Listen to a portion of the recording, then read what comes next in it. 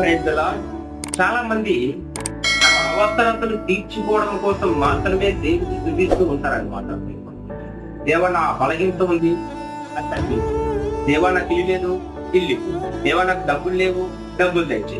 దేవ నాకు అటువంటి ఆ ఉద్యోగం కావాలి, ఆ ఉద్యోగాన్ని బట్టి అవసరతల కోసమే ప్రార్థిస్తూ ఉంటారు తప్ప నా దేవుడు నాకు జీవితాన్ని ఇచ్చాడు, నా దేవుడు నాకు ప్రాణాన్ని ఇచ్చాడు, నా కోసం నా దేవుడి సిలువలో వేలాడుతూ ఆఖరి రక్తం పోటు చిందించేంత వరకు నా కోసం ప్రాణం పెట్టిన అనేసి నిజంగా దేవుణ్ణి ఆరాధించే స్థితిలో చాలా మంది ఉంటారన్నమాట.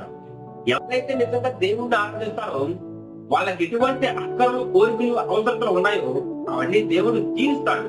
మొదటిగా మనం దేవుణ్ణి ఆరాధిద్దాము, దేవుణ్ణి మైపడతాము, దేవుణ్ణి సొంత రక్షణగా అంగీకరిద్దాము.